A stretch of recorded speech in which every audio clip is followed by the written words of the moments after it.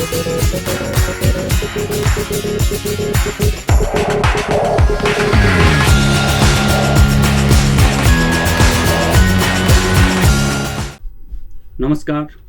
कार्यक्रम सर्वशिक्षामा यहाँहरूलाई स्वागत छ। आजको यस एपिसोडमा हामीले खास गरेर योगको बारेमा चर्चा गर्नेछौँ। हामीले यो अन्तर्राष्ट्रिय योग दिवसको उपलक्ष्यमा एकजना योग प्रशिक्षक र उहाँ पहिलाको राष्ट्रिय खेलाडी पनि रहिसक्नु भएको छ, उहाँलाई मैले आजको कार्यक्रममा निम्ताएको छु। र आजको यस कार्यक्रममा मैले खास गरेर योगको हाम्रो दैनिक जीवनसँग कतिको सरोकार छ, कतिको महत्त्व छ र यसलाई हामी आफ्नो जीवनमा कति अङ्गीकार गर्न सक्छौँ, यस्ता कुराहरूलाई लिएर म उहाँ समक्ष चर्चा गर्नेछु। र मैले कार्यक्रममा निम्ताए आजको हाम्रो कार्यक्रमका अतिथि पुष्कर राज पन्त। नमस्कार। नमस्कार। तपाईँलाई धेरै धेरै स्वागत छ हाम्रो कार्यक्रम सर्वशिक्षामा। धन्यवाद। तपाईँले आफ्नो अरू कार्यक्रमका बावजुद, व्यस्तताका बावजुद यहाँ आइदिनु भयो र तपाईँले अरू विभिन्न अप्ठ्याराहरूको बावजुदमा पनि यहाँ पुगिदिनु भएकोमा तपाईँलाई यो हाम्रो सर्वशिक्षा परिवारको तर्फबाट धेरै धेरै स्वागत छ र धन्यवाद पनि छ। धन्यवाद। अब हामी आजको कार्यक्रमको सुरुवात कहाँबाट गर्छौँ भन्दाखेरि, तपाईँ योग प्रशिक्षक, मैले हजुरको बारेमा, हुन त मेरो हजुरसँग पुरानो परिचय पनि छ, तर तपाईँको खास गरेर अहिले पछिल्लो समयमा तपाईँ योग प्रशिक्षक, त तपाईँ त्यतिमा मात्र सीमित नभएर मैले यसमा लेखेको एउटा तपाईँको अन्तर्राष्ट्रिय छविको बारेमा मैले एउटा यहाँ वर्ड भने, फर्स्ट इन्टरनेसनल टेक्निकल अफिसियल, तपाईँ यो बक्सिङमा पनि रहिसक्नु भएको छ। र मलाई लाग्छ मैले सायद गलत भनेन होला। र अब म कार्यक्रमको सुरुवात कहाँबाट गर्दैछु भन्दाखेरि, भर्खरै नेपालमा र विश्वमा योग दिवस मनाइँदैछ 21 जुन। यहीँबाट हामी कार्यक्रमको सुरुवात गरौँ। तपाईँले एज ए योग प्रशिक्षक यसलाई कसरी मनाउनु भयो र यसको सान्दर्भिकता हाम्रो समाजमा कतिको छ? धन्यवाद। वास्तवमा नेपाललाई योगको आदि भूमि मान्न सकिन्छ। बिन्दु उपनिषदमा एउटा भनाइ छ, सत्य सत्यवती यत्रम त्रेतायाम तु तपोवनम द्वापरे मुक्ति सोपानम कलौ नेपालीका पुरी। नेपाल आदि समयदेखि नै, सृष्टिको आरम्भदेखि नै एउटा देवभूमि, योगभूमि, जसलाई सत्यवती, मुक्ति सोपान, तपोवनको रूपमा चिनिन्छ र नेपालका आदि गुरु, योगका आदि गुरु भगवान शिवको एउटा भूमि, ऋषिमुनिहरूको भूमि। त्यसकारण नेपाल एउटा योगको ओरिजिन कन्ट्री हो। नेपालबाट चाहिँ योग सुरु भएको हो। र यसै क्रममा संसारका हरेक व्यक्तिहरूले यो हिम श्रृङ्खलादेखि लिएर शिव सभ्यता हुँदै, बुद्धदेखि लिएर जनकको एउटा सभ्यता हुँदै नेपालमा योग शुभारम्भ भएको छ। र संसारले योगको महत्त्वलाई रियलाइज गर्दै आज 21 जुनमा संसारका झन्डै 200 भन्दा बढी देशहरूले योग मनाइरहेका छन्। र सन् 2015देखि यो श्रृङ्खला आरम्भ भएको थियो, जब युएनमा भारतका माननीय प्रधानमन्त्रीज्यूले एउटा प्रस्ताव राख्नुभयो। त्यसमा अरू पनि कन्ट्रीहरूले राख्नुभयो कि 21 जुनलाई इन्टरनेसनल योगा डेको रूपमा मनाउनुपर्छ।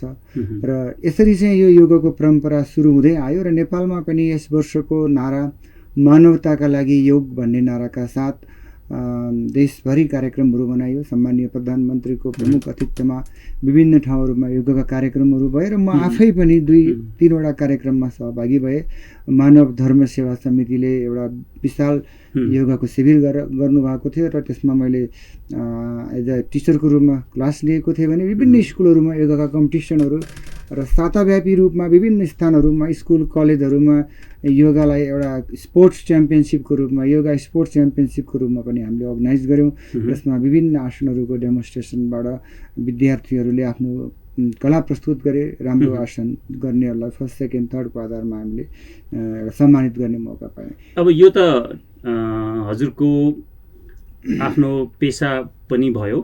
तपाईँले विद्यालय र स्कुल भन्ने बित्तिकै मैले एउटा कुरा जोड्न चाहेँ कि यो अहिले प्राय जस्तो स्कुलमा योग, ध्यान, मेडिटेसन भनेर प्रचार चाहिँ धेरै देखिन्छ। कुनै कुनै संस्थामा गरिन्छ पनि, तर प्राय जस्तो हेर्दाखेरि यो अझै कता कता फर्मालिटी टाइपको पनि देखिन्छ, यस्तो सुनिन्छ। किन भन्दाखेरि तपाईँले भन्दाखेरि यो चाहिँ दैनिकी हो, हाम्रो हरेक जीवनमा, हरेकको जीवनमा नभई नहुने कुरा हो। तर तपाईँले भनेको जुन स्कुल, कलेज अथवा शिक्षण संस्थाहरूमा यसलाई जस्ट फर्मालिटी अथवा देखाउनेमा मात्र सीमित राखेको छ कि या साँच्चीकै यो स्कुल, कलेज या शिक्षण संस्थाहरूमा यो पूर्ण रूपले लागू भएको देखिन्छ? वास्तवमा एकदमै सान्दर्भिक प्रश्न यहाँले उठाउनु भयो। एउटा योगलाई अनिवार्य रूपमा स्कुलको पाठ्यक्रमको अङ्ग बनाउने भन्ने कुरामा नेपाल सरकार शिक्षा मन्त्रालयले एउटा करिकुलम नै डेभलप गरेको छ ऐच्छिक विषयको रूपमा। र धेरै संस्थाहरू वास्तवमा यसमा सिरियस पनि छन्।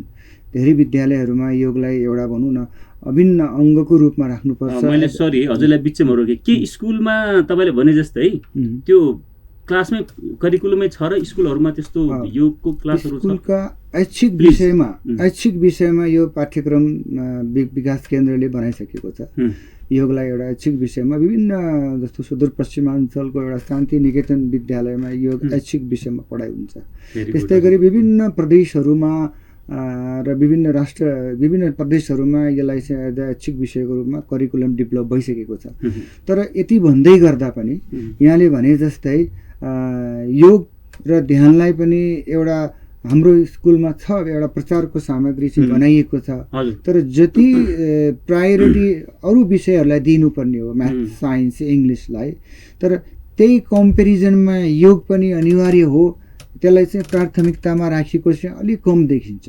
जबकि हुनुपर्ने चाहिँ के हो भने एउटा हाम्रो गुरुकुल शिक्षा पद्धतिको एउटा इतिहास नै हेर्ने हो भने हामी त त्यो सभ्यताबाट आएका जहाँ एउटा बच्चा 7-8 वर्षको हुनासाथ उसको शरीरको पूर्ण विकासका लागि अरू शिक्षाहरूभन्दा पहिला योग शिक्षा, उसलाई संस्कारित बनाउनको लागि उसको पिट्युटरी एन्ड पिनियल ग्ल्यान्डलाई एक्टिभेसन राइट टाइममा एक्टिभेसन गर्नका लागि उसको फिजिकल र मेन्टल ग्रोथलाई साइमल्टेनियसली सँगसँगै डेभलप गर्नका लागि योग चाहिँ एउटा आधारको रूपमा लिइन्थ्यो र हुनुपर्ने त्यो थियो। तर त्यो चाहिँ कता कता हामीले अझै पनि व्यवहारमा लान सकेका छैनौँ। जबकि हाम्रो कम्पेरिजनमा अन्य मुलुकहरू, पश्चिमका मुलुकहरूमा, युरोप, एसियाहरूमा, अमेरिकामा चाहिँ अझ स्कुलहरूमा हाम्रोभन्दा बढी प्राथमिकतामा राखेका छन्। त्यहाँ योगका युनिभर्सिटीहरू खुलिरहेका छन्। विद्यालयहरूमा धेरै जसो विद्यालयहरूमा उनीहरूले योगलाई इम्प्लिमेन्ट गरेका छन्। तर जति हाम्रो एउटा ओरिजिन हो, हाम्रो चाहिँ एउटा आइडेन्टिटी हो, हामी जसबाट हामी चिनिन्छौँ योग आध्यात्म भनेर, त्यसलाई चाहिँ अझै पनि त्यो लेभलमा प्रायोरिटीका रूपमा चाहिँ स्कुलमा राख्न सकेका छैन। तर यसलाई चाहिँ राख्नु जरुरी छ, किनकि जसरी एउटा सानो बिरुवालाई सानै उमेरदेखि उसलाई इन्भाइरोमेन्ट दिने हो, उसलाई मलजल गर्ने हो भने अनि बल्ल मात्र ऊ ठुलो हुन्छ, उसले एउटा पर्फेक्ट बन्छ, सफल बन्छ भने, ठिक त्यसै गरी एउटा बालकको सर्वाङ्गीण विकासका लागि, उसको शारीरिक, मानसिक र आध्यात्मिक विकासका लागि चाहिँ एउटा योग अनिवार्य विषय हो। त्यसले गर्दाखेरि चाहिँ यसलाई अझै प्राथमिकताका साथमा विद्यालयले राख्नुपर्छ, करिकुलममा इम्प्लिमेन्ट गर्नुपर्छ र योगका दक्ष मेन पावरहरू, स्किल्ड मेन पावरहरू चाहिँ हामीले डेभलप गर्नुपर्ने हुन्छ। तपाईँले यो भन्दै जाँदाखेरि अब पश्चिमा मुलुकहरू भन्नुभयो अथवा अरू ठाउँमा यसको व्यापक प्रचार भइसकेका छ, उहाँहरूले यसलाई अँगालिसक्नु भएको छ। तर जुन हाम्रो ओरिजिन ठाउँ हो त्यहाँ चाहिँ यसमा अझै पनि सचेतना पुगेको छैन भन्दा पनि हामीले हुन्छ होला। तर अब यहाँनिर मैले एउटा कुरा हजुरसँग के राख्न चाहेँ भने प्राचीन कालमा ऋषिमुनिहरूले, हाम्रा पहिलेका पुर्खाहरूले, हामीले हिस्ट्री हेर्दाखेरि के देखिन्छ भने यो योग साधनाबाट पनि उहाँहरूले जीवनमा क्रान्ति गरेको, ठुला ठुला कामहरू एचिभ गरेको हामी सुन्छौँ, हामीले पढेका छौँ। र अहिलेको यो मोडर्न साइन्स र टेक्नोलोजीमा त्यो योग साइन्स र यो अहिलेको मोडर्न साइन्स टेक्नोलोजीलाई हेर्दाखेरि यो दुईटामा कता न कतै रिलेसन छ भन्ने हजुरलाई लाग्छ कि या यो फरक फरक हो जस्तो हजुरलाई लाग्छ? अफकोर्स योग विज्ञान भनेको हरेक विज्ञानहरूको आदि विज्ञान हो। यदि एक शब्दमा भन्नुपर्दा मानव जीवनका लागि यदि संसारमा सबैभन्दा ठुलो आविष्कार कुनै छ भने त्यो योग हो। किनकि योगले नै हामीभित्रको अन्तर्निहित शक्तिलाई, हामीभित्रको असीमित अनलिमिटेड एनर्जीलाई एक्टिभेसन गरिदिन्छ। जस्तो अब हाम्रा पूर्वजहरूले आफूलाई ईश्वरसँग जोड्नका लागि आजभन्दा हजारौँ वर्ष अगाडि, जस्तो अहिले पो जिपिएसको सिस्टमहरू आयो, हामी जिपिएसबाट नेटवर्किङ हेर्छौँ प्लानो ठाउँबाट प्लानो ठाउँमा। तर त्यो बेलामा हाम्रा ऋषि मुनिहरूले आफूलाई चाहिँ कनेक्सन त्यो बेलामा गर्थे। त्यो आविष्कार अहिलेको होइन, हजारौँ वर्ष अगाडि नै उहाँहरूले चाहिँ एउटा मन्त्रको मार्फत म पृथ्वीको यो ठाउँबाट, यो बिन्दुबाट, यो केन्द्रबाट चाहिँ म त्यो शक्तिसँग जोड्दैछु भन्ने कुराहरू उहाँहरूले मन्त्रबाट जोड्नुहुन्थ्यो। र त्यो समय एउटा व्यक्तिले आफूभित्रका असीमित शक्तिहरूलाई जगाएर उनमा विभिन्न खालका सिद्धिहरू प्राप्त गर्थे। भनिन्छ अष्टसिद्धि, यी 8वटा विभिन्न खालका सिद्धिहरू आफूलाई हावाभन्दा हलुको बनाउने, आफूलाई पृथ्वीभन्दा गरुङ्गो बनाउने योगको एउटा अप्टिमम लेभलमा उहाँहरूसँग जाने क्षमता थियो। र महर्षि पतञ्जली जो नेपालमै जन्मेका थिए, नेपालका ऋषि थिए, उहाँले के भन्नुहुन्छ भने योगाङ्गा अनुष्ठानाद अशुद्धि क्षय ज्ञान दीप्तिर आविवेक ख्याति। यानि कि योगका अङ्गहरूको यदि हामीले जीवनमा अनुष्ठान गऱ्यौँ, आचरण गऱ्यौँ, तिनीहरूले जीवनमा उपयोग गऱ्यौँ भने हाम्रा शारीरिक, मानसिक, भावनात्मक, आत्मिक सारा अशुद्धिहरू क्षय हुन्छन् र हाम्रो चेतना, हाम्रो विज्ञान विवेक ख्याति पर्यन्त अर्थात् सुपर कन्सियसनेस अवस्थामा जागृत हुन थाल्छ। त्यसकारण यहाँले जुन प्रश्न राख्नुभयो विज्ञानसँग यसको कनेक्सन छ कि छैन, वास्तवमा विज्ञानसँग कनेक्सन छ। किनकि योगबाट नै त्यो हामीले आफ्नो भित्रको इन्टेलेक्चुअललाई एक्टिभेसन गर्न सक्छौँ। जस्तो आफ्नो वास्तविक स्वरूप के हो त, हु एम आई, र म भित्र मेरो वास्तविक स्वरूप के हो, के म फिजिकल बडी मात्रै हो या मेन्टल बडी मात्रै हो। त्यसकारण यी असीमित क्षमतालाई चाहिँ उजागर गर्ने एउटा विधा भनेको योग हो र त्यो योगले विज्ञानसँग कनेक्सन गरेको हुन्छ। अब अहिलेको विज्ञान योग विज्ञानको एउटा सानो पार्ट्स मात्रै हो। अब हाम्रा ऋषि मुनिहरूका कुराहरूलाई हेर्ने हो भने भगवान बुद्धले एउटा परमाणुको बारेमा, मान्छे उत्पन्न हुने र नष्ट हुने कुराहरू हजारौँ वर्ष अगाडि भनिसक्नु भएको थियो। तर ती कुरालाई हामीले प्रमाणको रूपमा एटमको लागि, र अब त्यही कुरालाई एउटा जापानिज साइन्टिस्टले त्यसमा थोरै अध्ययन गर्नुभयो र उहाँले नोबेल पुरस्कार पाउनु। मैले यहाँनिर जोड्न खोजेको के हो भने हाम्रा ऋषि मुनिहरू त एकदमै वैज्ञानिक थिए, धेरै ठुला वैज्ञानिक थिए। उनीहरूको त्यो बेलाको उनीहरूको इन्टेलेक्चुअल, उनीहरूको क्षमतालाई नाप्ने कुनै अहिलेका उपकरणहरू थिएनन्। उपकरण अहिले आए, तर हाम्रा ऋषि मुनिहरूसँग योगको माध्यमबाट त्यो विज्ञान आफूभित्र जागृत गराउने क्षमता थियो, जुन विज्ञान अहिलेको विज्ञानको तुलनामा धेरै माथि छ। त्यसो हो भने पुष्करजी, तपाईँको यसलाई हामीले यसरी बुझौँ अथवा हाम्रा आदरणीय दर्शकहरूको लागि, श्रोताहरूको लागि, जस्तै के चाहिँ भन्दाखेरि यो भावनात्मक, हाम्रो भन्छ नि भावनात्मक कुराहरू, मेन्टल चेन्ज, फिजिकल चेन्ज हामीले यो ध्यान र योगबाट पनि प्राप्त गर्न सक्छौँ भन्न हामीले गलत हुन्छौँ कि? अफकोर्स यो गलत हुँदैन। किनकि योगले केवल शरीरलाई मात्र ब्यालेन्स राख्ने होइन, त्यसले मनलाई पनि ब्यालेन्स राख्छ। भगवान पतञ्जली भन्नुहुन्छ योग चित्त वृत्ति निरोध। योग भनेको हाम्रा चित्तका वृत्तिहरूलाई च्यानलाइज गर्नु, the control and blockage of the pattern of the mind. हाम्रो माइन्ड त धेरै चञ्चल छ, एक ठाउँमा स्थिर हुँदैन। त्यो अस्थिर मनलाई खप्तर बाबाले भन्नुहुन्छ एकपटक आँखा बन्द गरेर खोल्दाखेरि यो पृथ्वीको 7 चक्कर लगाइसक्छ यो मन, र इभन इलेक्ट्रिसिटीको करेन्ट भन्दा पनि छिटो चल्छ।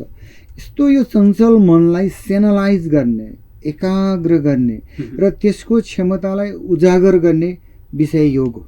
ऋग्वेदमा पनि भनेको छ यता पञ्चाष्टिवन्ति ज्ञानानि मनसासह बुद्धिष्ट न विशिष्टतो तामाहु परमं गति सा योग मिन्वन्ति। योग त्यो बेलामा घटित हुन्छ जब हाम्रा इन्द्रियहरू हाम्रो अधीनमा हुन्छन्, हाम्रो कन्ट्रोलमा हुन्छ, हाम्रो मन आफ्नो कन्ट्रोलमा हुन्छ र हामी आफूमाथि विजय प्राप्त गर्न सक्छौँ। र जब हामी आफूमाथि विजय प्राप्त गर्न सक्छौँ, हाम्रो शारीरिक, मानसिक, भावनात्मक स्वास्थ्यमा हामी सुधार पाउँछौँ। र जब हाम्रो आफूमा कन्ट्रोल हुन्छ, हामी आफूलाई जान्न सक्छौँ। एउटा महर्षि मनुले भन्नुभएको छ नि, जितम जगतकेन मनोहेन, को संसारमा सफल हुन्छ त? जसले आफ्नो मनमाथि नियन्त्रण गर्न सक्छ, जसले आफ्नो विचारहरूमाथि नियन्त्रण गर्न सक्छ। त्यसकारण योग एउटा यस्तो विधा हो जसले आफ्नो मनलाई, शरीरलाई, भावनालाई, विचारलाई आफ्नो अधीनमा राख्न सक्छ, आफ्नो कन्ट्रोलमा राख्न सक्छ र उसले एउटा सही मार्गमा हिँड्ने उसले एउटा आफ्नो बाटो खोल्छ। जस्तै एउटा ऋषि भन्नुहुन्छ, प्राणायाम यदि हामीले गर्छौँ भने, जस्तो ततक्षीयते प्रकाश आवरणम, यदि जो मान्छेले अभ्यास गर्छ, प्राणायाम गर्छ, उसले त्यो लाइटलाई, त्यो उज्यालोलाई छेक्ने जति पनि लेयरहरू छन्, त्यो लेयरहरूलाई, अज्ञानलाई चाहिँ हटाउँदै जान्छ। जब अज्ञान हट्छ, मान्छेले सत्यलाई जान्दछ। सत्यलाई जान्नु भनेको आफ्नो वास्तविक स्वरूपलाई, सच्चित आनन्द स्वरूपलाई जान्नु। त्यसले गर्दाखेरि योग जसले अभ्यास गर्छ त्यो मान्छे राम्रो बाटोमा हिँड्छ, उसका कर्महरू सुध्रिन्छन्, उसका भावनाहरू सुध्रिन्छ, उसको विचार सुध्रिन्छ र ऊ एउटा समग्रमा मानवबाट ऊ चाहिँ देवत्वतर्फ जान्छ। किनकि एउटा भनाइ छ, योग is the science of awareness. र भगवद् गीताले भनेको छ नि, योग भनेको एउटा कर्म सुकौशल, art of perfection of your action. जब कुनै पनि कामलाई हामी पर्फेक्सनका साथ गर्छौँ, राम्रोसँग गर्छौँ, त्यो नै योग हो। त्यसले गर्दाखेरि योग गर्ने मान्छे शारीरिक रूपमा, मानसिक रूपमा, भावनात्मक रूपमा एउटा कम्प्लिट भएर, राम्रो सोचका साथ काम गर्छ र उसको सर्वाङ्गीण विकास हुन्छ। शारीरिक, मानसिक, आत्मिक, बौद्धिक विकास चाहिँ योगको माध्यमबाट सम्भव छ। हजुर, तपाईँले नि यो विकास सबै किसिमको हुन्छ भन्नुभयो। अब एकछिन यहाँनिर, हुनु त अब यो मलाई चाहिँ हजुरले भन्दै जाँदाखेरि के चाहिँ लागिरहेछ भन्दाखेरि, यो एउटा प्रोसेस हो कि जस्तै अब एउटा रिजल्ट हुन्छ देखिने एउटा प्रोसेस तपाईँले जुन भन्दै जाँदाखेरि, किनकि विभिन्न यसका आसनहरू, तपाईँले अघि भर्खर प्राणायाम भन्नुभयो, तपाईँले मन्त्र पनि उच्चारण गर्नुभयो, त्यसको मिनिङ त मलाई थाहा भएन, तर भन्नु खोजेको यो सबबाट एक किसिमले हरेक व्यक्ति या हरेक भनौँ नि हामीमा चेन्ज, ट्रान्सफर्म हुन्छ भनेर बुझ्दा पनि हुन्छ। एक्ज्याक्टली, हामी यसबाट ट्रान्सफर्म हुन्छौँ। एक्ज्याक्टली। जस्तो ह्युमन भनेको, मानव भनेको ईश्वरभन्दा हामी एक स्टेप मात्र तल छौँ।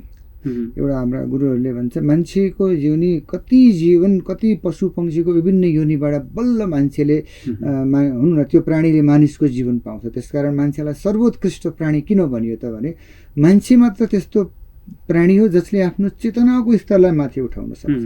यानि कि भड्का हुआ देवता भन्नुहुन्छ कि देवता त हो, तर उसले आफ्नो वास्तविक स्वरूपलाई जान्न सकेका छैन। तपाईँले त्यो भर्खरै हिन्दीमा बोल्नु भएको भड्का हुआ देवता, यानि कि त्यो बाटो बिराएको देवता हो र कि हामी।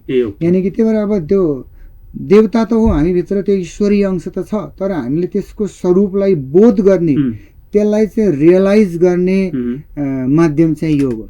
त्यो एउटा भनाइ छ, जस्तो ultimate goal of yoga is to achieve the humanity, divinity and superhuman consciousness. हामी भित्रको त्यो परम चेतन तत्त्वसँग एकाकार हुनु हाम्रो लक्ष्य हो नि। हामी जन्मिनु भनेको त एकदमै हेल्दी स्पर्म र हेल्दी ओभाबाट जन्मेका हो नि। जस्तो हाम्रा ऋषिमुनिहरूले स्वास्थ्यको परिभाषा कसरी दिए भने, समदोष समाग्निष्ठ समधातु मल क्रिया प्रसन्नात्मेन्द्रिय मन स्वस्थ इति विधीयते। त्यो व्यक्ति स्वस्थ हो रे जसको चाहिँ सप्त धातुहरू, शरीरका वात पित्त कफहरू ब्यालेन्स छन्। सप्त धातुहरू रस रक्त मांस मज्जादेखि लिएर बोन मेरुसम्म सबै ब्यालेन्स छन्। जसको शरीरका मल क्रियाहरू एकदमै सही टाइममा हुन्छन् र जो हमेसा खुसी प्रसन्न आनन्दमा जिउँछ, त्यो व्यक्ति स्वस्थ हो। तर के साँच्चीकै हामी त्यो छौँ त? अहिलेको मान्छे भौतिकमा हरेक कुराले हामीले अहिले पाइरहेका छौँ। हामीसँग 101 लग्जरियस गाडी छन्, लग्जरियस बिल्डिङहरू बनाएका छौँ। भौतिक सुविधाको उन्नति सँगसँगै हामीले आफ्नो एउटा खुसी हुने लेभल पनि प्यारामिटर बढ्नुपर्ने हो नि। तर त्यो छ त? छैन। किन छैन? अहिले किन दिनका दिन मान्छे सुखमय जीवन जिउने होडबाजीमा झन् बढी तनाव, झन् बढी रोग, चिन्ता, भय, क्रोध, विषादले किन ग्रसित छ भने, किनकि जुन हाम्रो ओरिजिनिटी हो, हाम्रो आफूलाई जान्ने जुन माध्यम हो योग गर्नुपर्ने, त्यसबाट चाहिँ हामी टाढा भइरहेका छौँ। त्यसले गर्दाखेरि योग हाम्रो जीवनको मैले अघि पनि भने सर्वोत्कृष्ट आविष्कार हो। त्यसलाई हामीले उपयोग गर्नुपर्छ र हामी भित्रको त्यो चेतन तत्त्वलाई जान्नका लागि र हामीलाई आफ्नो वास्तविक स्वरूपमा आउनका लागि चाहिँ योग अभ्यास जरुरी छ। यसले चाहिँ हाम्रो फिजिकल, मेन्टल र स्पिरिचुअल बडी बिचमा एउटा हार्मोनी ल्याउँछ र हाम्रो वास्तविक स्वरूपलाई हामी भित्रको त्यो चेतन तत्त्व जसलाई हामी परमात्माका अंश भन्छौँ नि, विभिन्न धर्मग्रन्थहरूको एउटै सार के छ, जस्तो बाइबलले म ईश्वरको पुत्र हुँ भन्छ, कुरानले पनि त्यही कुराहरू गर्छ, हाम्रा धर्मग्रन्थहरूले पनि हरेकको एउटै ओरिजिनिटी के भने वी आर ह्युमन बिङ, हाम्रो एउटा मानवता हो, हामी मानव मान्छे हौँ भनेपछि त्यो साँच्चीकै अहिलेको समाजमा त्यो खालको व्यवहार छ त, मानिसले त्यो गरिरहेछ त, मानिस के भइरहेछ, पशुको स्थितिमा आइरहेको छ, गर्नु नहुने काम गरिरहेछ। किन गरिरहेछ भने उसले आफ्नो स्वरूपभन्दा टाढा गइरहेको छ। उसले जे गर्नुपर्ने हो, आफूलाई आइडेन्टिटी गर्नको लागि जुन योग अभ्यास गर्नुपर्ने हो, आफ्नो वास्तविक स्वरूपमा ल्याउनु पर्ने हो, त्यो चिज चाहिँ नगरेर हामी मानव हुनुपर्ने हो, तर मानवभन्दा तल पशु भइरहेका छौँ। तर यदि हामी जानुपर्ने त एक स्टेप माथि ईश्वर बन्नुपर्ने हो, तर के भइदियो, हामी मानव मात्रै रहिदियो भने हामीले चाहिँ राम्रा काम गर्छौँ, गलत काम गर्दैनौँ। तर योग यस्तो माध्यम हो जसले हामीलाई मानवबाट देवत्वमा माथि उठाउँछ। यसकारण यहाँनिर एउटा प्रसङ्ग आउँछ योग दर्शनमा, महर्षि पतञ्जलि भन्नुहुन्छ ईश्वर को हो त, हु ईश्वर भने उहाँले भन्नुहुन्छ क्लेश कर्म विपाक आशय अपरामुष्ट पुरुष विशेष ईश्वर। त्यो विशेष साउल जसले आफूभित्रका अज्ञान, अस्मिता, राग, द्वेष, मृत्युका भयदेखि लिएर यो विभिन्न खालका गलत चिजहरू, नेगेटिभिटीहरू जसले आफूभित्र किल गरिरहेको छ, त्यो नै ईश्वर हो, त्यो नै ईश्वर हो। त्यसले गर्दा त्यो माध्यम चाहिँ योग हो। अब यो तपाईँले धेरै राम्रो प्रसङ्ग यहाँ ल्याउनु भयो। एकछिन म तपाईँतिर फर्केँ फेरि, किन अब यो तपाईँले समाजको कुरा पनि भन्नुभयो। तपाईँ पहिला आफै खेलसँग पनि सम्बन्धित हुनुहुन्छ। तपाईँ अहिले योग प्रशिक्षक, टिचर, मोटिभेसनल स्पिकर जे भने पनि तपाईँ योभन्दा पहिला राष्ट्रिय स्तरमा तपाईँले खेल खेलिसक्नु भएको छ। अब यहाँनिर मैले एउटा कुरा तपाईँको पर्सनल जान्न खोजेको के हो भनेपछि यो खेलले तपाईँलाई योगतिर डोर्यायो कि अथवा यो योग साधनाले तपाईँलाई खेल्नमा या त्यो एचिभमेन्ट गर्नमा बल पुर्यायो, यो चाहिँ के हो अथवा यसको के रिलेसन छ? अथवा तपाईँलाई यसो हेर्दाखेरि तपाईँलाई हामीले मल्टी ट्यालेन्टेड भन्दा पनि मिल्यो। अहिलेको समयमा मान्छेहरूले एउटै क्षेत्रमा पनि एचिभमेन्ट गर्न गाह्रो छ। तपाईँले दुईवटा क्षेत्रमा पनि उल्लेखनीय सफलता हासिल गर्नुभएकै देखिन्छ। यसको हामीले अलिक भनिदिनुहोस् कि यो रिलेसन के छ खेल र योग र साधनाको? योग हरेक व्यक्तिको एउटा अन्तर्हृदयमा निहित एउटा, जसरी एउटा मृगको नाभिमा कस्तुरी हुन्छ, त योग हरेक मान्छेको हार्टमा भएको चिज हो। र मेरो एउटा सौभाग्य भनौँ, मेरो हजुरबुवा ठुलो योगी हुनुहुन्थ्यो, उहाँ योग अभ्यास गर्नुहुन्थ्यो। मेरो फुपू एकदम आध्यात्मिक व्यक्ति हुनुहुन्थ्यो। मेरो इन्भाइरोमेन्ट सानो छँदाखेरि नै मैले एउटा योगमय इन्भाइरोमेन्ट पाएँ, जसले गर्दाखेरि सानो उमेरदेखि नै म योगको मार्गमा अगाडि बढेँ। र अघि जुन भन्नुभयो हजुरले, योगले गर्दा म खेलकुदमा आएँ या खेलकुदको कारणले म योगमा आएँ, त यो बडा उत्तर दिनै अप्ठ्यारो क्वेसन। तर वास्तवमा मैले भन्नुपर्दा मेरो योगिक माइन्डले नै म खेलकुदमा पनि सफल भएँ। किनकि मैले अघि नै भने योग भनेको योग कर्म सुकौशलम भन्नुहुन्छ भगवान् कृष्णले भगवत गीतामा, कि कुशलतापूर्वक जुन टास्क हामीलाई दिएको छ, जुन काम हामीलाई दिएको छ, त्यसलाई कुशलपूर्वक गर्नु, राम्रोसँग गर्नु नै योग हो। यदि म स्पोर्टमा लागिरहेको छु, मैले sport person as a boxing player, as a karate player, as a weight lifting, मैले 3वटा विधाहरूमा राष्ट्रिय स्तरमा प्रतियोगिताहरूमा खेलेर म नेपालको पहिलो आइटिओ देखि इभन मैले अब ल्याङ्ग्वेज सेक्टरमा पनि स्पेनिस ल्याङ्ग्वेजमा म नेपालको एउटा टिचर पनि हो। त यसका पछाडि चाहिँ म योगको सफलता नै भन्छु। मेरो योगिक माइन्ड एउटा काम माइन्ड र काममा पर्फेक्सनले नै मान्छे सफलता पाउँछ। जस्तो हार्डवर्कले मात्र मान्छे सफल हुँदैन, स्मार्ट वर्कले मान्छे सफल हुन्छ भने त्यो स्मार्ट वर्क गर्न चाहिँ योगले सिकाउँछ, सहयोग गर्छ, सहयोग गर्छ, अफकोर्स सहयोग गर्छ। यहाँनिर तपाईँले यो कुरा जोड्नुभयो। अब यसो गरौँ, तपाईँले जुन आफ्नो यो सफलताको पनि कुरा हामीलाई सेयर गर्नुभयो। अब मैले प्रसङ्गलाई अलिकता चेन्ज गरेँ हाम्रा आदरणीय दर्शकहरूको लागि, श्रोताहरूको लागि, र त्यसमा पनि खास गरेर हाम्रो अहिलेका युवा वर्गहरू।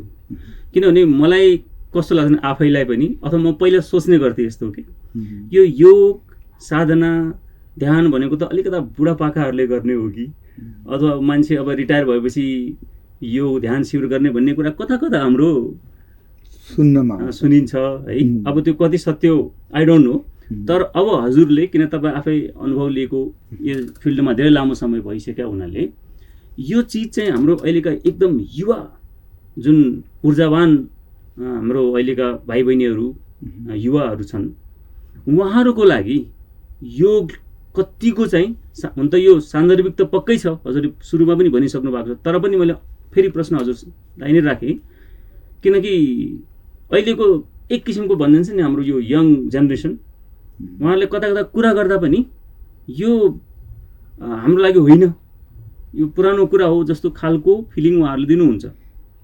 त्यसो भएको हुनाले अहिलेको नयाँ जेनेरेसन यङ माइन्डहरूको लागि योगलाई यो कतिको चाहिँ, र खास गरेर चाहिँ खेलाडीहरूको लागि, तपाईँ किनकि आफै पनि एउटा खेलाडी हो, र यो सबै कुरालाई एकमुष्ट भन्नुपर्दाखेरि हजुरले यसलाई कसरी एनालाइज गर्नुहुन्छ? एकदमै राम्रो प्रसङ्ग यहाँले ल्याउनु भयो कि साँच्चीकै एउटा समाजमा के छ भने अलि युवा हुँदाखेरि चाहिँ दौड्ने हो, खेलकुद गर्ने, अरू काम गर्ने हो। अब अलिकति 40 कटेपछि पो, अलिक बुढेसकालमा पो अलिकति श्वास लिने हो, छोड्ने हो, अनुलोम विलोम गर्ने हो, लामो गएर श्वास लिने हो। एउटा गलत कन्सेप्ट समाजमा फैलिएको छ, तर वास्तवमा त्यस्तो होइन। जस्तो मैले एउटा रिसर्चको कुरा गर्छु यहाँलाई, एउटा स्टडी भएको छ, मैले आफैले त्यसमा भाग लिएको थिएँ। 18 देखि 28 वर्षका युवा खेलाडीहरूलाई एउटा ब्रिदिङको हामीले पाइलट स्टडी गऱ्यौँ सन् 2009-10 मा पतञ्जलि योगा युनिभर्सिटीको योगा रिसर्च एन्ड डेभलपमेन्ट डिपार्टमेन्टमा, जसमा हामीले विभिन्न गेमका युवा खेलाडीहरूलाई एक ठाउँमा राखेर उनीहरूलाई 2 भागमा डिभाइड गरेर आधीलाई चाहिँ हामीले 15 मिनटको एउटा ब्रिदिङ गरायौँ र आधी मान्छेलाई चाहिँ उनीहरूले चाहेको एक्सर्साइजहरू उनीहरूलाई गर्न भन्यो। त आफ्टर 1.5 month के भेटाइयो भने जो व्यक्तिहरू दैनिक सामान्य प्राणायाम गर्थे, लङ एन्ड डिप इनहेलेसन, यसलाई हामी भस्त्रिका भन्छौँ। त 18 देखि 28 लामो श्वास लिने, लामो श्वास छोड्ने, यो चाहिँ भस्त्रिका, यसलाई चाहिँ लङ इनहेलेसन, लङ एक्सहेलेसन। त्यो गर्दा 1 देखि 1.5 महिनामा के भेटाइयो भने जुन व्यक्तिहरूले, जुन युवा खेलाडीहरूले यो अभ्यास गरिरहेका थिए, उनीहरूको फोक्सोको काम गर्ने क्षमता अत्यधिक थियो र उनीहरूको टाइडल भोल्युम, लङ्समा अक्सिजन रिजर्भ हुने भोल्युम लेभल पनि इन्टु 10 टाइम बढी थियो। त्यति मात्र नभइकन थुप्रै अरू स्टडीहरूमा के भेटाइयो भने जो मान्छेले यो अभ्यास गर्छ, भस्त्रिकाको नियमित रूपमा अभ्यास गर्छ, 5 मिनट मात्र रेगुलर अभ्यास गर्छ भने त्यो व्यक्तिको शरीरको ब्लड प्युरिफिकेसन रेट हाई थियो र शरीरमा ग्यासियस इन्टरेक्सन रेट हाई थियो। र त्यति मात्र नभइकन जस्तो अरू यो कपालभाती प्राणायाममा, यो प्राणायाममा हामीले 350 जना बच्चाहरूमा स्टडी हेऱ्यौँ। डाक्टर सर्ली ट्यालेस, उहाँ चाहिँ न्युरोसर्जन हुनुहुन्थ्यो पहिला, न्युरोसर्जन पछि उहाँ योगमा आउनुभयो र उहाँले यो पाइलट स्टडी गर्दा यङ विद्यार्थीहरूमा 6-7 क्लासमा पढ्ने बच्चाहरूमा हेर्दाखेरि उनीहरूको दैनिक 15 मिनटको अभ्यासले उनीहरूको कन्सन्ट्रेसन लेभल हाई थियो र उनीहरूको एक्सप्रेसन क्वालिटी, केही कुरालाई बुझेर एक्सप्रेस गर्ने क्वालिटी हाई थियो। र मैले अघि जुन भने भस्त्रिका प्राणायाम, यदि त्यही प्राणायाम हामीले 3टा क्याटेगोरीमा स्टडी भएको छन्। एउटा डाक्टर बुद्धिबल राणा लगायतको ग्रुपले 19 वर्षभन्दा माथिका सिनियरहरूलाई, सिनियर एडल्ट सिटिजनहरूलाई हेर्दाखेरि उनीहरूकोमा पनि लङ फङ्सन राम्रो, उनीहरूको क्षमता बढेको, उनीहरूको शरीरमा एनर्जी लेभल हाई भएको पाइयो भने त्यही कुरालाई मुगेर यो पब्लिकेसन बिहारको एउटा स्कुल छ, उहाँहरूले साना नानी बाबुहरूमा हेर्दाखेरि के भेटाइयो भने उनीहरूको नम्बर अफ अल्भोइलिज, यो फोक्सोमा श्वासका थैलाहरू जसलाई हामी एयर स्याक अल्भोइलिज भन्छौँ, त्यसको नम्बर अफ अल्भोइलिज नै बढेको भेटाइयो। अर्थात् यस्तोबाट के प्रमाणित हुन्छ भने यदि हामीले सानै उमेरदेखि बच्चाहरूलाई योग अभ्यास गराउने हो भने उनीहरूको शरीरका अङ्गहरू, उनीहरूका लङ्स, उनीहरूको हार्ट, उनीहरूको बडीको स्ट्रक्चर नै चेन्ज आउँछ र उनीहरूको ब्रेनको क्यापेसिटी, उनीहरूको क्षमतामा नै उजागर आउँछ। र दोस्रो कुरो, अहिलेको युवाहरूमा जुन खालको एउटा नेगेटिभिटी, जुन खालको जङ्क फुडको अभ्यास छ, जुन खालको एउटा भनौँ न एडिक्सनहरू छन्, विभिन्न खालका एडिक्सनहरू छन्, चाहे त्यो ग्याजेटको एडिक्सन होस्, चाहे त्यो अन्य खानपिनका कुराहरू, स्मोकिङका कुराहरू, अल्कोहलका कुराहरू, अहिलेको युवाहरूमा उनीहरूको बुझाइ के छ भने यसले मात्र आनन्द ल्याउँछ। तर यदि ती नानी बाबुहरूले, ती अहिलेका यङ जेनेरेसनहरूले थोरै योग अभ्यास गरिदिनु हो, जस्तो भस्त्रिका अभ्यास गरिदिनु हो, बाह्य प्राणायाम गरिदिनु हो, श्वासलाई बाहिर छोडेर बाहिर रोक्दै भित्र 3वटा लकहरू मूल बन्द, उड्डयन बन्द, जालन्धर बन्द गरिदिनु हो भने जुन कुरा बाहिरको जो चिजहरू खाएर स्मोकिङमा, अल्कोहलिजममा जुन आनन्द उनीहरूले खोजिरहेका छन् त्यो क्षणिक छ, त्यसले हाम्रो स्वास्थ्यलाई बिगारेको छ, हाम्रो फ्यामिलीको धनदेखि लिएर प्रेस्टिज सबै कुरा बिग्रिएको छ। त्यो खालको हर्मोन्सहरू हामी भित्रबाट निकाल्न सक्छौँ। त्यसले न कुनै हानि दिन्छ, न कुनै त्यसमा पैसा छ, न पैसा खेर हुन्छ, न सोसियल स्टेटस बिग्रिन्छ, र दोस्रो कुरो उसले आफ्नो फिजिकल मेन्टल हेल्थलाई गेन गर्छ। त्यसले गर्दाखेरि अहिलेका युवाहरूका लागि, अहिलेका यङ जेनेरेसनहरूका लागि चाहिँ योग एकदमै अपरिहार्य छ। किन हाम्रो लाइफस्टाइल लग्जरियस छ, हामी सुविधामुखी जीवन जिउने शैलीमा फिजिकल एक्टिभिटीहरू कम छन्, पहिलाको जस्तो पाखा पधेराहरू छैनन्, हिँडुल गर्नुपर्ने कम भएको छ, हरेक सुविधाहरूमा बढी युवाहरू हिँडेका छन् भने उनीहरूलाई फिजिकल्ली एक्टिभ हुनका लागि चाहिँ योग एकदमै जरुरी छ र योग अर्ली एजबाट सुरु गर्नुपर्छ। यो एउटा गलत मानसिकता हो। म अहिले मेरो मास्टर इन स्पोर्ट्स साइन्सको थेसिस विषयमा नै, यो योगको विषयमा नै मैले थेसिस गरेको छु कि role of yoga in school education, school एजुकेसनमा योगाको रोल के छ। त मेरो फाइन्डिङले अहिले के देखाउँदैछ भने जुन युवाहरूमा अहिले पछिल्लो चरणमा योगप्रति चाहिँ पोजिटिभ कन्सेप्ट छ, आकर्षण बढेको भेटाइन्छ। यो एउटा चाहिँ राम्रो पक्ष छ।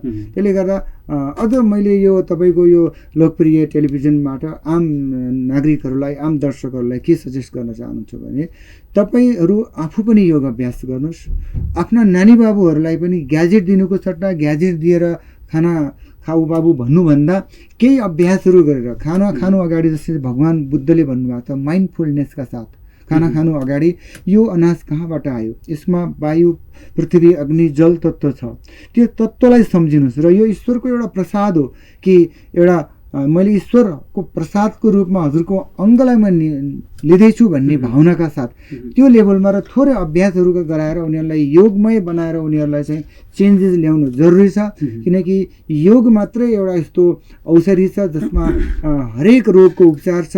कुनै किसिमका जब अहिले संसार भनौँ न पछिल्लो चरणमा कोभिडदेखि लिएर विभिन्न मेडिसिनले मानव शरीरलाई छुन नसकिरहेको बेलामा हाम्रो शरीरको इम्युनिटी सिस्टमलाई बुस्टअप गर्नका लागि र हाम्रो शारीरिक, मानसिक, बौद्धिक र सम्पूर्ण क्षमतालाई उजागर गर्नका लागि चाहिँ योग आवश्यक छ। त्यसकारण आफ्ना नानी बाबुहरूलाई योगतर्फ आकर्षित गर्नुहोस्। अब अहिले मैले यहाँनिर जोड्न खोजेँ के भने ओलम्पिकमा अब योगा स्पोर्टको रूपमा ओलम्पिकमा ल्याउने कुरो भइरहेको छ। हामीले भर्खरै अस्ति South Asian yoga sports championship गरायौँ नेपालमा। त्यसले अब योगाहरूलाई अब भनौँ न योगको आसनहरू गरेर पनि म एउटा वर्ल्ड क्लासको एथलिट बन्न सक्छु भन्ने आफ्ना नानी बाबुहरूलाई पनि प्रेरित गर्नुहोस्, आफू पनि गर्नुहोस् र नानी बाबुहरूलाई अर्ली एजदेखि नै योगतर्फ आकर्षित गर्नु चाहिँ मैले चाहिँ यहाँहरू सम्पूर्णमा यहाँहरूको टेलिभिजन मार्फत हार्दिक अनुरोध गर्न चाहन्छु, अपिल गर्न चाहन्छु। यहाँहरू आफू पनि गर्नुहोस् र योगलाई पनि, नानी बाबुहरूलाई पनि योगतर्फ आकर्षित गर्नुहोस् भन्न चाहन्छु। हस्, धन्यवाद। तपाईँले धेरै नै अन्तिममा राम्रो कुरा गर्नुभयो। अब जुन जहाँसम्म तपाईँले नानी बाबुहरूलाई भन्ने कुरा भयो त्यो व्यवहारिक रूपमा त अलि गाह्रो पनि होला, तर यसलाई हामीले पनि बिस्तारै बिस्तारै सिक्नुपर्ने कुरा प्रोसेस हो, यहाँहरूको भनाइ हो। तर आजको हाम्रो कार्यक्रमको निर्धारित समय सकिसकेको हुनाले आज हामी यो कार्यक्रमबाट बिदा माग्छौँ र अर्को पटक हामी यस्तै योग र मेडिटेसनको बारेमा फेरि पनि कुराकानी गरौँला। र अन्त्यमा हाम्रा समस्त श्रोताहरू, आदरणीय दर्शकहरूलाई हामी आजको यस सर्वशिक्षा कार्यक्रमबाट बिदा माग्दै यो कार्यक्रमबाट बिदा चाहन्छौँ। नमस्कार।